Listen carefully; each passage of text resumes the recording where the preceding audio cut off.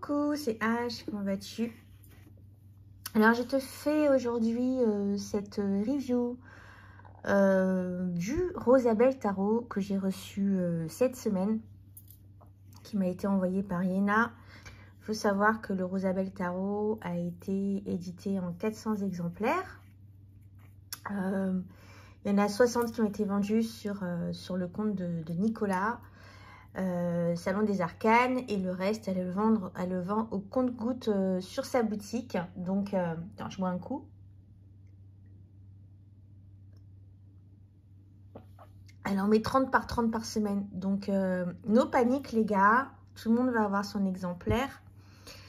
J'ai trouvé ça ouf en fait, l'espèce d'euphorie qu'il y a eu autour du Rosabelle Tarot. Alors, je peux comprendre parce que Yéna a sorti le Soul Shadow il y a quelques années.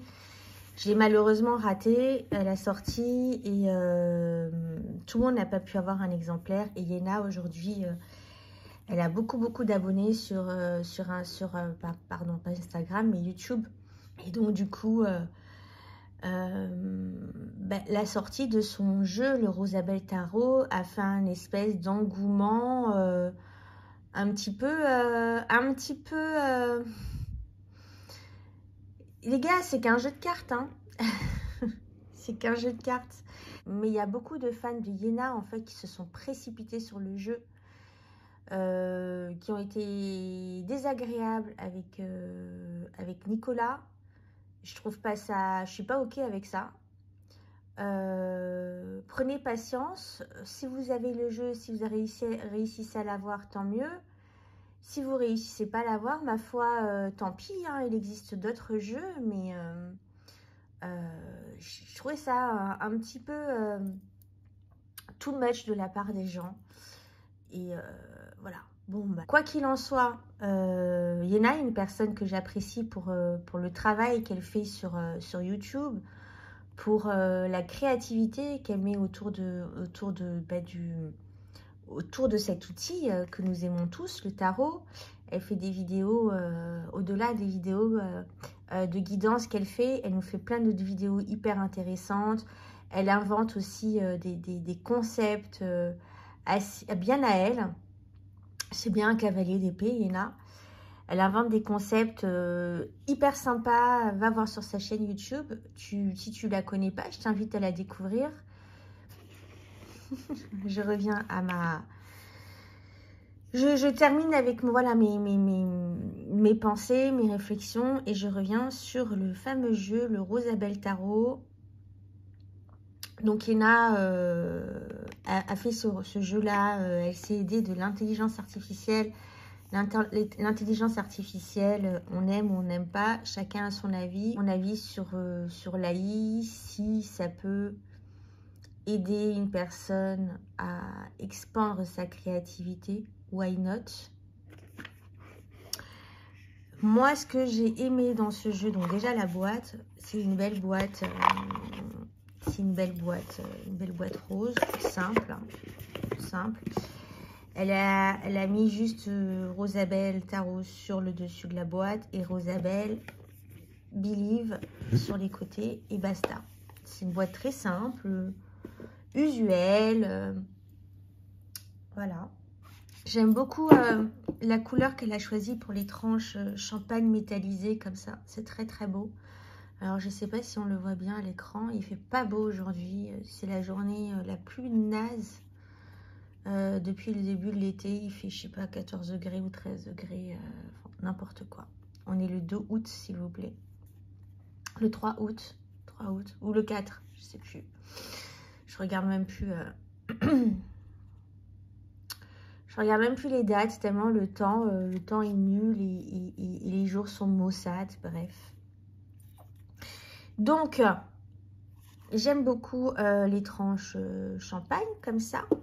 Et j'aime beaucoup, en fait, le rendu des couleurs. Alors, moi, tu me connais, je suis quelqu'un qui adore la couleur. Et là, la couleur, il y en a partout sur son jeu et c'est chouette.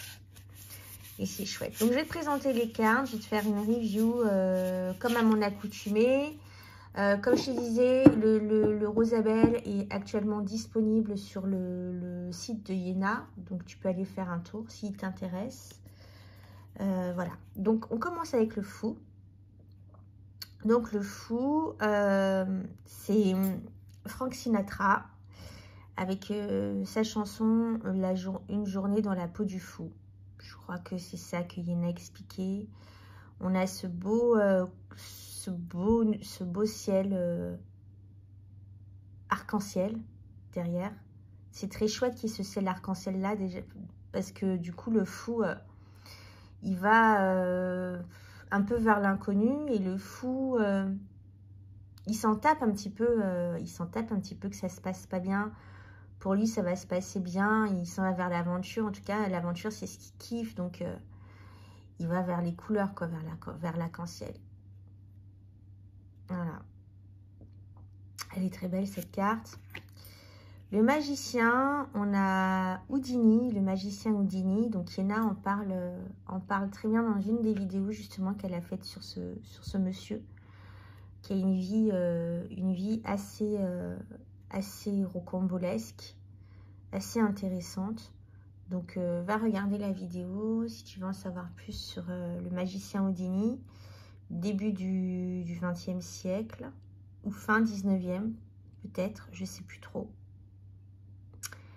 Je sais plus. La grande prêtresse. Donc là, tu vois, il y a beaucoup de détails sur la carte. On a des livres, hein, le magicien. On a quelques plantes ici. On a un haut-parleur. Ouais, donc voilà. La grande prêtresse. Erykah Badu, of course. Erykah Badu, je l'adore. C'est mon artiste préférée féminine #1. Pour moi, c'est la plus authentique, et la plus spirituelle, la plus créative, la plus audacieuse, la plus avant-gardiste. Voilà, j'aime beaucoup Erykah Badu. Je suis déjà allée la voir en concert. Elle est complètement, on va dire, frappée comme Nana. Mais on aime son côté frappé. Elle est complètement intuitive. Elle fait les choses comme ils lui viennent. Elle avait fait pendant le concert, je sais pas, beaucoup d'improvisation avec son instrument bizarre. Là, je pourrais pas te dire quel est son instrument, mais voilà, elle est très intuitive. Elle parle beaucoup de spiritualité. Elle est très impliquée dans la spiritualité féminine. Elle fait des cercles féminins aux États-Unis avec Queen Afua. Donc, elle a une spiritualité très riche, et beaucoup à apprendre de cette femme qui est très célèbre, et pourtant qui reste très simple, très intuitive. Donc, ça ne m'étonne pas que Iéna l'ait choisie en grande prêtresse. Je l'aurais mise également en grande prêtresse. L'impératrice, Audrey Hepburn, donc star hollywoodienne des années 50-60, on va dire icône du cinéma hollywoodien. Voilà, elle incarne une nouvelle figure du glamour au féminin. Donc, personnage longiligne, avec les joues creuses, comme ça. Ça, par contre, elle a instauré une nouvelle trend dans la morphologie, qui était l'hyperminceur. Audrey Hepburn, c'est l'époque de ma mère, hein. En tout cas, elle était enfant quand Audrey Hepburn était sur le devant de la scène. Et quand maman parle de Audrey Hepburn, parmi d'autres personnes, hein, elle a les yeux qui brillent. Donc, elle a eu plusieurs Oscars. Elle était ambassadrice aussi de l'UNESCO, je crois. Voilà. Bah, Audrey Hepburn, quoi. Moi, Après, on reste, je sais pas si on reste un petit peu dans le thème, à part Erykah Badu et quelques-unes autres, on reste un petit peu dans le thème années 50, 60, 70, quoique. La majorité, ouais. J'aurais peut-être mis quelqu'un d'autre que Audrey Hepburn, excuse-moi, je ne trouvais plus le nom. Mais oui, comme elle dit Yéna, why not? Ouais, pourquoi pas. L'Empereur. Donc là, il s'agit de l'acteur du premier film de Dracula qui est sorti en 1931. Il s'appelle Bela Lugosi. Bela Lugosi. Je ne sais pas comment on le prononce en italien. Mais en fait, ça a été le premier Dracula qui a été tourné à Hollywood en 1931. Donc en noir et blanc. Dracula était d'abord... c'est un film qui est inspiré bien sûr du célèbre bouquin de Bram Stoker. Je t'apprends rien. Dracula. Et la saga, l'histoire Dracula a commencé en 1928 sur les planches de Broadway. Et ensuite, c'est passé à Hollywood, quoi. Et Dracula, on connaît ce personnage très charismatique. C'était un duc, un baron. En tout cas, il faisait partie de la haute dans l'histoire. Hein. Donc très charismatique, séducteur, très sensuel, etc. Donc riche. Je cherche duc. Ouais, c'était un duc, je crois. Donc Dracula, quoi. On aime ou on n'aime pas ce personnage. En tout cas, il ne laisse pas indifférent, Dracula. Et ouais, il peut représenter la figure de l'empereur. Le Hiérophante, on a le célébrissime... Mais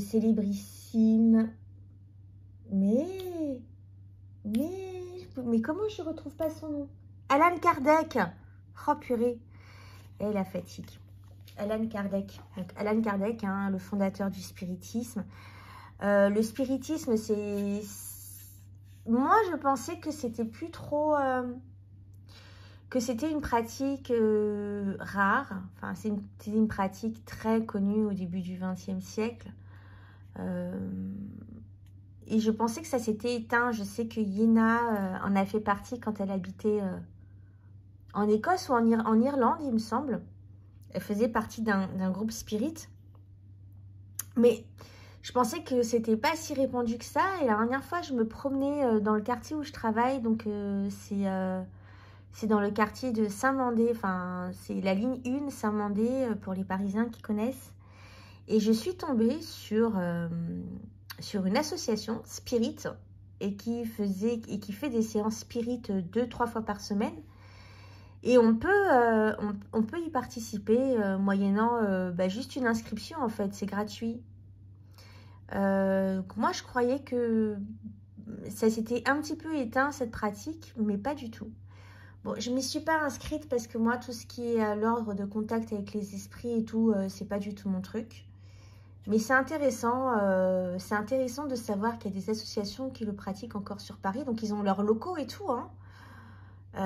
J'ai trouvé ça intéressant. Les amoureux, Bonnie and Clyde, les célèbres braqueurs, le couple célèbre des années 30, qui se sont fait qui se sont fait buter, voilà, à un moment donné, donc ils braquaient des banques, ils étaient très très amoureux, donc les amoureux, ouais, ils réfléchissaient en équipe, ils œuvraient pour un but commun et ils avaient l'amour qui les liait, donc voilà, les parfaits amoureux. Le chariot, le célèbre van Volkswagen, voilà, qui n'a pas un minimum une âme aventurière ne voudrait pas avoir un van et puis sillonner le monde en van. Ça, c'est un vieux rêve. Alors, c'est un rêve quand j'étais plus jeune. Aujourd'hui, non, je préfère sillonner le monde dans des hôtels, des hôtels cosy, avec un bon matelas et du chauffage ou de la clim. Je suis taureau, hein, qu'est-ce que tu veux? Mais il y a mon côté aventurière qui existe toujours parce que je suis lune en Sagittaire. Donc, on a voilà, dans ce côté aventurier-là, on a aussi le côté avec ce van, le côté rébellion. Il y a beaucoup de jeunes dans les années hippies là, qui traversaient toute l'Europe et qui allaient à Katmandou, etc., en Asie, aller chercher la sagesse, de la spiritualité dans des ashrams. Ils partaient avec leur van complètement à l'aventure. Donc, il y a ce côté rebelle, il y a ce côté donc, aventurier. Je l'ai répété 50 000 fois, excuse-moi. Il y a ce côté l'innocence, tu vois, l'innocence dans le sens où on y va, mais on s'en fout un petit peu de ce qui va se passer, mais on y va, on part à l'aventure, voilà. On ne sait pas de quoi demain sera fait, mais c'est cool. Un peu l'aventure sac à dos, quoi. Donc, je vois pas trop ce qu'il y a...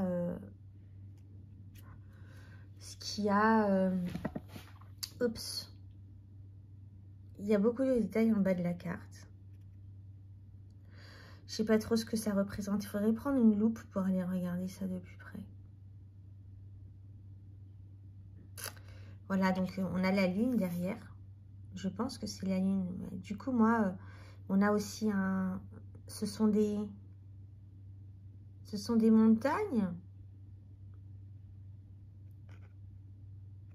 La lune, parce que le chariot représente le signe du cancer. Et la planète du cancer, c'est la lune. La justice classique. L'ermite. J'aime beaucoup cette petite tortue. La tortue, elle va lentement mais sûrement. Et la tortue, elle prend son temps. La tortue, j'aime beaucoup cette carte de l'ermite avec toujours ce ciel multicolore derrière. On a l'impression d'être dans une rue sombre à Paris, en plein milieu d'un hiver froid. Et puis on croise une tortue. Qu'est-ce qu'elle fait là, cette petite tortue? Et puis quand on s'approche d'elle, hop, elle rentre dans sa carapace. Elle est belle cette carte de l'ermite, j'aime beaucoup. La roue de fortune. Donc on a une personne handicapée dans un fauteuil roulant. Donc d'après Lina, c'est la personnification de la roue de fortune. 20 minutes que je parle. La force, elle a voulu représenter Charlize Theron. Si tu t'intéresses un petit peu à la vie de Charlize Theron, elle n'a pas une vie facile, cette dame. Donc elle représente la force en personne. Le pendu, être enfermé dans une boîte carrée. Être enfermé dans une boîte. La mort, elle a voulu représenter la déesse Libitina. Je crois que c'est ça. Je ne suis pas allée faire des recherches sur cette déesse, mais la déesse de la mort, avec des ailes. Moi, tu connais mon truc pour les anges. J'aime pas. Mais la carte, elle est belle. La tempérance, elle a voulu un petit peu exprimer un soin énergétique. Et donc, on peut le ressentir un petit peu dans... On a l'impression qu'il y a des ondes un petit peu qui émanent de ces bols tibétains. Avec une espèce de paix. Voilà. Mais si elle n'avait pas dit, je ne sais pas si j'aurais vu ça comme ça. J'aurais vu un truc classique de bol et puis d'un liquide qui s'écoulerait. Et tu vois là, c'est un liquide plutôt éthérique. Hein, on dirait, je sais pas, c'est un peu transparent là. Le diable s'habille en Prada, donc la femme avec les talons. Là, on a un petit peu la satire de notre société moderne, avec les dogmes de la société, le consumérisme. Avec ce qu'il faut suivre, voilà, les dogmes de la société, quoi. Je ne vais pas m'étaler sur le sujet. Mais tout ce que la société nous force à faire et qui nous emprisonne finalement. Et le diable s'habille en Prada, c'est vraiment une belle référence parce que le diable se montre toujours sur son plus beau jour. Et puis la mode, on a ce côté très dictat de la société. C'est la mode qui dicte comment on s'habille, c'est la mode qui dicte la trend, etc. Et si tu la suis pas, bon, tu vois ce que je veux dire. La tour, j'aime beaucoup cette tour parce que l'explosion, elle se fait en bas de la tour et pas en haut de la tour. Et on a un personnage debout, là, on n'a pas un personnage qui dégringole. C'est bien, en fait, de voir le côté à moitié plein de la tour et non le côté... de voir le côté espoir et le côté constructif de la tour, dans le sens où après un coup dur, on remonte toujours et on en tire toujours des leçons. Donc, c'est plutôt positif, finalement, la tour. C'est bien de la voir positive, plutôt que de son côté négatif. Oh, on se casse la gueule et c'est la catastrophe et rien ne va, quoi. L'étoile, j'aime beaucoup cet escalier avec l'ascension vers l'étoile. Elle me parle bien, cette carte. J'aime bien. La lune. Donc, on a un visage dans la lune, le côté lunaire d'une personne, le côté rêverie, le côté... Alors, elle y voit Elizabeth Taylor, effectivement, elle peut y ressembler. Mais Elizabeth Taylor, c'est pas la personne que je verrai en tant que personnification de la lune. Mais pourquoi pas? Après, chacun a sa vision des choses et chacun voit midi à sa porte, comme on dit. Le soleil, une représentation classique du soleil. Là, on dirait un vieux bâtiment antique ou voilà. Et là, on a je sais pas si c'est un cheval, un chien, un lama. Très chelou. J'aimerais bien savoir ce que c'est. Le jugement. Encore un ange, donc j'aime pas les anges, mais j'aime bien le fait qu'il y ait une personne qui ascensionne là, avec l'arc-en-ciel derrière, entre deux montagnes.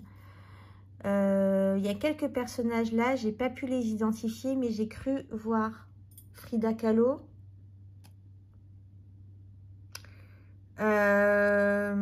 Ce serait intéressant de prendre une loupe et d'aller regarder qui sont ces personnages-là et qu'est-ce qu'ils sont en train de faire. Ils sont en train de refaire le monde, Donc voilà, il y a vraiment cette notion de renouveau, d'ascension vers le haut et de nouvelles énergies et d'élévation et d'éveil dans cette carte que j'aime bien.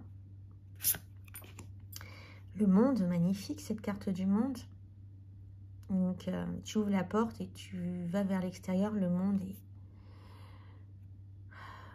l'univers, quoi. As de coupe. Voilà, une tasse avec des cœurs qui en sortent. Deux de coupe. Très bisounours, très nounours. Trois de coupe. Allez, on se bourre la gueule entre copines. On se bourre la gueule entre copines et une fois qu'on commence à être éméché, on raconte n'importe quoi. Mais en fait, il n'y a même pas besoin de... Quand tu te retrouves avec tes copines, tu n'as même pas besoin d'alcool. Moi, je bois plus beaucoup d'alcool. Donc, mais j'ai remarqué qu'entre avant où je buvais beaucoup d'alcool et aujourd'hui, les soirées sont aussi folles avec les copines. Ça dépend des personnes qui t'entourent. C'est toujours pareil. Bien entouré, c'est toujours plus fou. 4 de coupe. 4 de coupe, elle boude. Enfin, elle boude, elle est dans... Elle en a marre, quoi. Elle est lasse, il y a quelque chose qui lui manque. Mais en même temps, elle est dans un... Des fois, on n'est jamais content de notre sort. Il nous manque toujours quelque chose, on en veut toujours plus. Voilà, c'est ça le 4 de coupe. Le 5 de coupe. Je n'avais pas vu qu'elle avait des tatouages fleurs sur elle. Il y a le pont derrière, passer au-delà. Il y a les chutes du Niagara qui nous emportent vers les chutes du Niagara, j'en sais rien. Mais il y a des chutes derrière qui... Voilà, on chute dans les émotions. Il y a... non, il y en a qui elle dit qu'elle est assise sur ses souvenirs. Mais voilà, les souvenirs tristes, mais en même chose, et en même temps, il y a, si tu le veux, il y a quelque chose qui peut fleurir de tout ça, c'est intéressant. 6 de coupe, des enfants. Classique, hein. 7 de coupe, le choix classique. Les 8 de coupe, elle parlait des pin-up d'Hollywood. Avec Marilyn Monroe qui souhaitait partir qui voulait quitter un petit peu ce milieu-là. Hollywood, ça dépend où tu te places, mais c'est un système qui broie. Après, aller faire des recherches sur Hollywood, c'est pas tout joli ce qui se passe là-bas. Mais oui, je peux comprendre qu'au bout d'un moment, on s'y retrouve plus et qu'on a envie de partir. Le 8 de coupe avec le pissenlit, on saute dessus avant de faire un vœu. Le 10 de coupe avec cette maison, voilà, où tout semble harmonieux. En tout cas, tout est fait, tout représente un ensemble harmonieux. Dans une maison, on peut être très très nombreux. Surtout dans une maison de cette taille-là, c'est qu'on est beaucoup, on est nombreux, mais on arrive à s'accommoder les uns les autres et on vit dans l'harmonie. En tout cas, c'est ce qu'a voulu exprimer Iéna dans ce 10 de coupe, si je ne déforme pas ses pensées. Le valet de coupe, elle a représenté Alice au pays des merveilles. Le cavalier de coupe, voilà, le prince charmant, avec ses roses derrière et sa belle armure. La reine de coupe. La reine de coupe, j'ai oublié qui elle voulait représenter. J'ai oublié qui elle voulait représenter. Je crois qu'elle représente personne en particulier. En tout cas, c'est une reine. Le roi de coupe, elle a représenté, of course, son idole number one, Michael Jackson, tu l'as deviné, qui regarde ce grand... l'univers, qui regarde l'infini des étoiles, l'infini du ciel. L'as d'épée classique avec cette flèche qui traverse les nuages, les pensées. Enfin, cette flèche, cette épée. Le 2 d'épée. Donc, on a une personne qui pratique un art martial. Voilà. Voilà. Le 3 d'épée, elle a parlé de pluie d'épée qui vient transpercer le cœur. C'est un petit peu le sentiment qu'on a quand on se retrouve dans une situation de 3 d'épée. On est transpercé de partout et ça fait mal, quoi. Le 4 d'épée, donc le repos du guerrier. Elle est jolie, cette carte, toutes ces couleurs. Le 5 d'épée, j'aime beaucoup cette représentation du 5 d'épée avec le labyrinthe des pensées. J'aime beaucoup. Je suis fan. C'est peut-être une de mes cartes préférées dans le jeu. Attends, je vais te montrer mes cartes préférées tout à l'heure. Le 6 d'épée. Le 6 d'épée, elle est un peu chelou, cette carte. Elle m'a mis un petit peu mal à l'aise dans le sens où, tu vois, on dirait un personnage derrière qui est représenté. Et puis ces deux poupées, là, elles sont un peu creepy, elles font un peu peur. Mais bon, on a la représentation de partir. Hein. Le 6 d'épée classique, quoi. Le 7 d'épée, le hacker, l'intelligence du hacker. Le hacker, c'est celui qui essaye de, généralement, ceux qui hack, soit il hack pour voler quelque chose, ou détourner quelque chose, en tout cas, pas pour le bien commun. Soit il hack, j'ai dans l'esprit Robin des Bois. Robin des Bois, ça aurait pu être un hacker du Moyen-Âge. Il vole aux plus riches pour donner aux plus pauvres. Il vole, mais c'est pour la bonne cause. Ce 7 d'épée me fait penser un petit peu à ça. Et je crois qu'Ina voulait représenter une figure comme Anonymous. Qui sont là, ils hackent eux pour révéler la vérité. Les 8 d'épée, Kurt Cobain, magnifique. Dans cette carte de 8 d'épée qui lui va super bien, j'adore. 9 d'épée, on se réveille en sursaut dans la nuit, avec toutes ces pensées et tout, qui viennent nous hanter. Le 10 d'épée, le dernier combat. Le dernier combat où on donne tout en fait pour gagner. On prend des coups hein, dans un match de boxe. C'est un sport violent, hein, c'est pas un sport doux. Le valet d'épée, elle a voulu représenter le gamin dans Stranger Things, je crois. Oui, c'est ça, Stranger Things. Donc, on a un labyrinthe de bibliothèque. Derrière, elle est très belle, cette carte aussi bien trouvée. Le cavalier d'épée, elle a voulu représenter Harry Goldman. Harry Goldman. Harry Gold. Harry Gold dans la série... Entourage, qui est un personnage assez atypique, qui mâche pas ses mots, qui est assez impulsif et voilà. Et représente bien le cavalier d'épée. La reine d'épée, elle a représenté Eva Green dans son rôle de Vanessa Ives dans Penny Dreadful, que j'ai jamais regardé parce que je crois que c'est une série d'horreur. Les trucs d'horreur, c'est pas trop mon truc.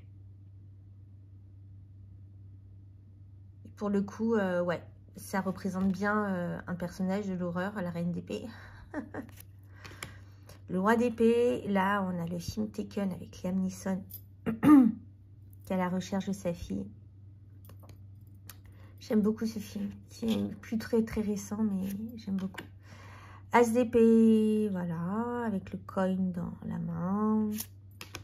Le 2 de denier, donc on jongle. Pas 2 d'épée, pardon, excuse-moi, de denier. On jongle. Le 3 de denier, on collabore. On travaille en équipe. Le 4 d'épée, ça me fait penser à... non, c'est un coffre-fort. Donc, fait penser à Picsou qui nage dans son argent, dans son coffre-fort géant. C'est la possession à outrance et l'avarice limite. Le 5 de denier, classique avec l'église et les 2 personnes pauvres et isolées. Le 6 de denier, elle a voulu représenter un philanthrope. Bon, les philanthropes d'aujourd'hui ne m'inspirent pas grand-chose. Je ne vais pas rentrer dans ce sujet-là, mais il me fait penser aussi, tu sais, au grand-père gâteau. Je vois mon père, il est hyper généreux avec mes petites filles. Il leur achète tout ce qu'elles veulent, il leur offre tout ce qu'elles veulent. Parce qu'il n'était pas comme ça avec nous, hein, ses enfants, mais avec ses petites filles, c'est autre chose. Et tu sais, c'est le grand-père qui met ses petits-enfants sur un piédestal et qui leur offrirait tout avec bon cœur et avec grand sourire. Voilà. Ça fait plutôt penser à un grand-père aimant. Le 7 de denier, classique. Les 8 de denier, le travail acharné d'orfèvre, précieux, minutieux. Voilà, on compte pas ses heures. On travaille fin. Le 9 de denier, avec cette maison derrière, cosy, et son beau jardin. Et le 10 de denier, le château de la Belle au bois dormant. Qui n'a pas rêvé à voir ce château-là quand il était plus jeune?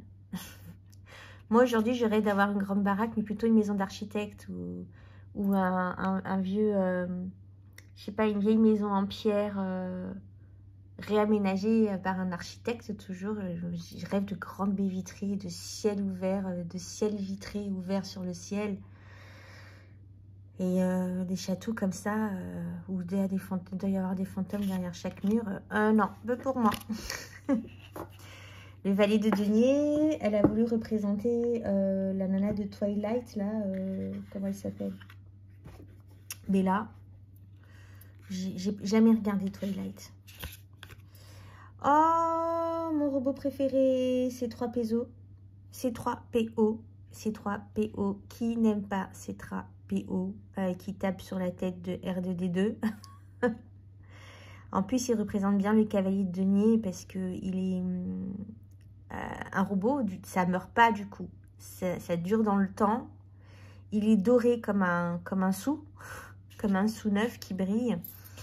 Il est plein de connaissances. Et c'est un petit peu l'AI de Star Wars où il sait tout, il connaît tout. Et voilà, il est très ingénieux, etc. Même si des fois, il peut être con. Mais on l'aime bien. On l'aime bien. C3PO. En tout cas, moi, je l'aime beaucoup. Il fait partie des personnages qui ont bercé mon enfance. La reine de denier, qui est toute bling bling là.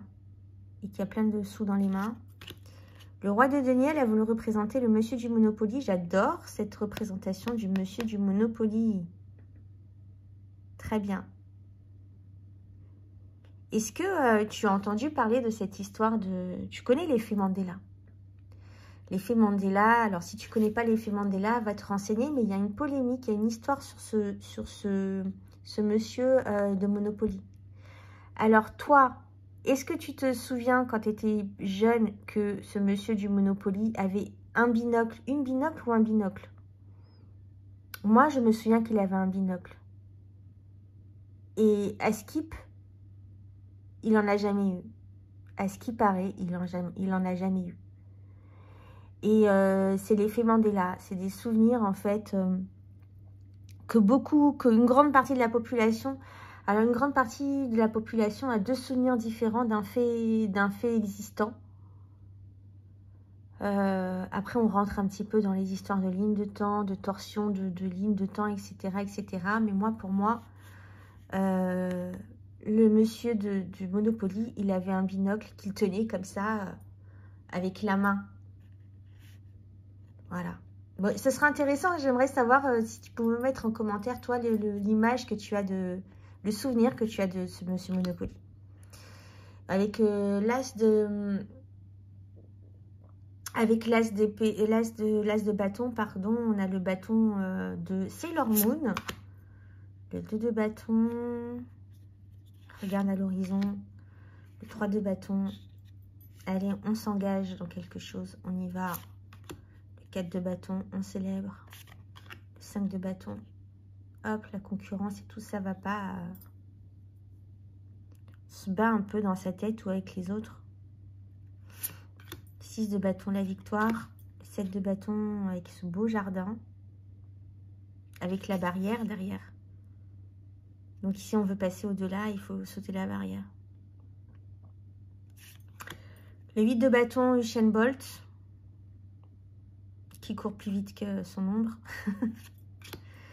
9 de bâton, on a la notion de... Voilà. De partir vers l'infini, vers l'inconnu. On a toutes les portes ouvertes, en fait. On a cette notion-là aussi de temps dans cette carte de 9 de bâton pour moi. Hein. On rentre dans la spirale du temps. Le 10 de bâton. On est pressé par le temps aussi. Enfin, voilà, c'est vraiment quelque chose de très... on rentre dans un truc un peu immatériel avec le 9 de bâton. On rentre aussi en soi. Enfin, il y a une notion beaucoup de...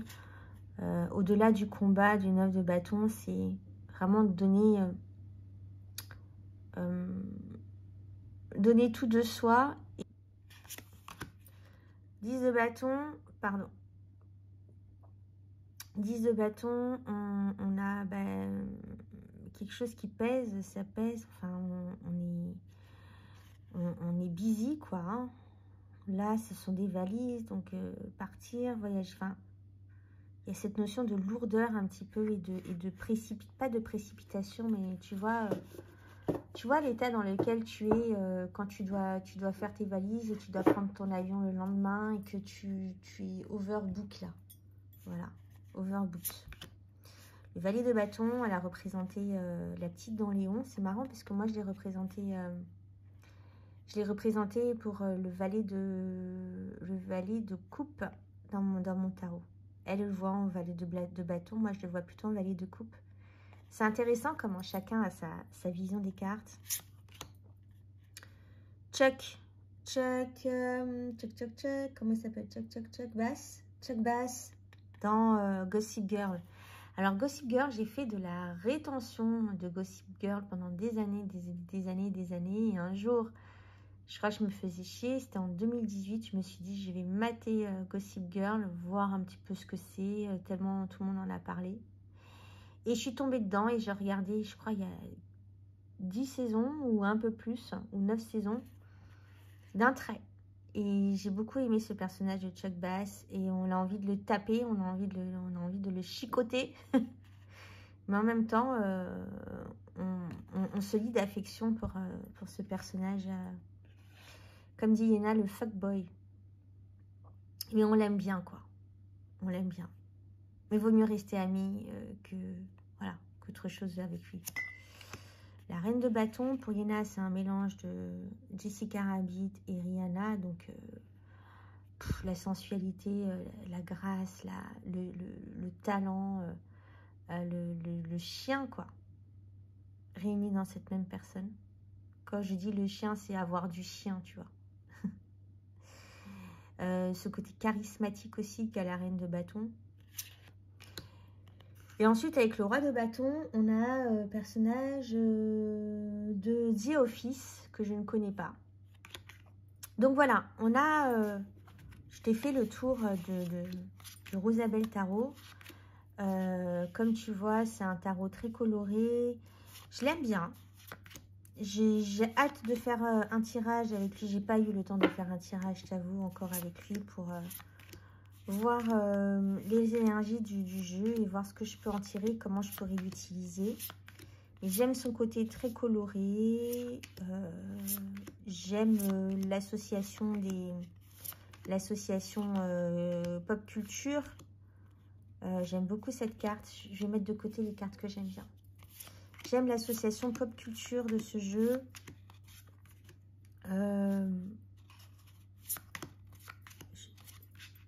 Ah, je voulais mettre Chuck Bass. Il est où mon Chuck Bass? Il est mon Chuck Bass. Ouais, c'est mes cartes préférées.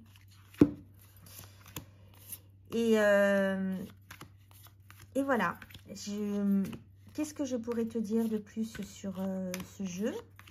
Alors, il est encore disponible sur la boutique de Yéna. Il est livré. Alors, moi, j'ai eu la pochette, mais je ne sais pas si tout le monde l'aura, en fait. Et puis, quoi d'autre? Je vais te montrer mes cartes préférées. Monde. Toile, bien sûr. Hop. L'ermite. J'aime bien le chariot. En plus, le chariot, c'est ma carte de naissance. Le chariot. Erika Badu, of course. Voilà. Ça, ce sont mes cartes préférées du jeu. Donc, la grande prêtresse, le chariot, l'ermite, l'étoile, le monde, les 5 d'épée, le 8 d'épée, le cavalier de bâton, le 6 de denier. Il doit sûrement y en avoir d'autres. Voilà. Bah écoute, c'était ma review du Soul Shadow Tarot, n'importe quoi, du Rosabelle. Je ne l'ai pas, le Soul Shadow. Voilà. J'espère que ça t'aura plu. J'espère que si ça t'a plu, que tu pourras avoir ton édition du Rosabelle Tarot. Je te conseille s'il t'a plu, je te conseille c'est un beau jeu. En tout cas, en plus, la qualité, elle est top. J'en ai pas parlé. La qualité des cartes, elle est top. Il glisse bien. Il est mat et tout. Top. Donc voilà, c'était moi pour ma petite review. Et je te dis à très vite pour une prochaine vidéo. Bye.